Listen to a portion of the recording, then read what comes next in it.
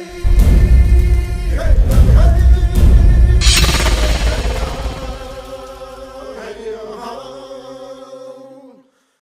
guys, welcome sa bagong episode ng AG Build Reviews. So ang i-review natin ngayong araw ay isang baliso. So balisong siya na Lagari. So naipagawa ko ito a couple years ago, and ang main purpose ko talaga is pang crafting. So dahil nga itong talim ay galing China, di ko trip yung handle. Sabi ko madala nga kay Mauro, maipagawang balisong. So ito na yung kinalabasan niya. Ang haba niya ay inches to. Wala akong cm na ano. Wala akong cm na metro. Ano kaya to? Pero ito 11 inches siya pag nakabukas. Insert ko na lang, no. Convert natin sa ano. Sa cm. So 11 inches pag nakabukas. So pinakang lagari niya, ang haba 4.75 inches. So yung kapit na ginamit, sungay ng kalabaw.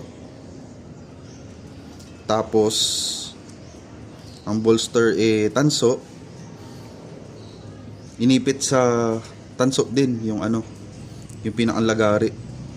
Parang hirap gawin ito, napakanipis nung pagkakahiwa dito sa tanso na to. Ayan. Tapos in-insert doon yung lagari. Itsura nung tarangka niya.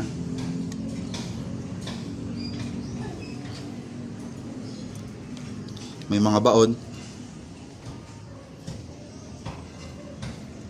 At kung titimbangin,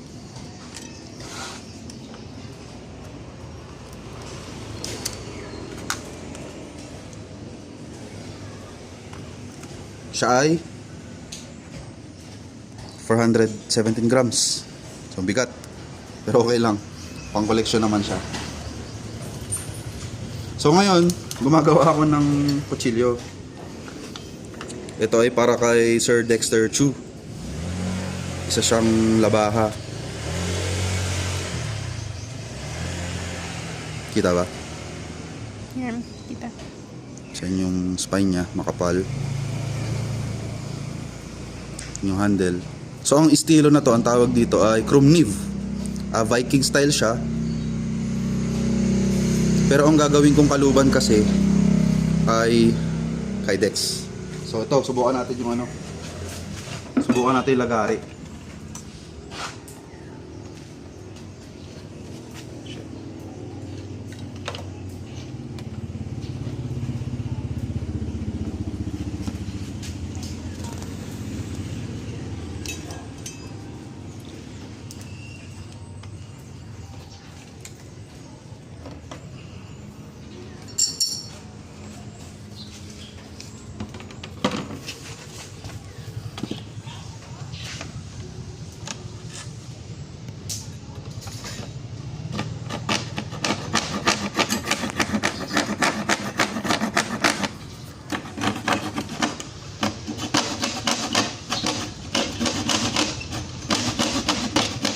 Ito yung fine side, no?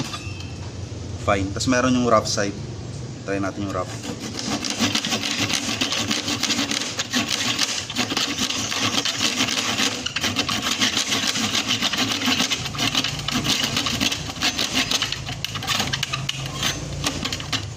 Na-ouch.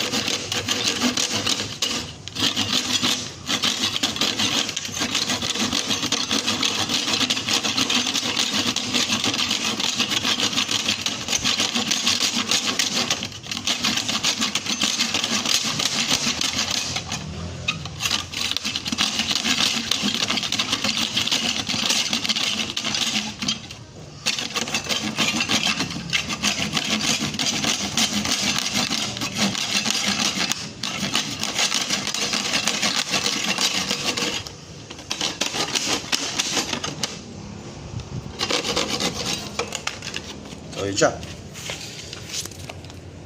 So very small, very simple, pero very useful. So ayan. Salamat sa panonood, salamat kay Mauro sa pag-build Kahit ano, kakaiba yung gusto kong ipagawa. Nadali ni Mauro.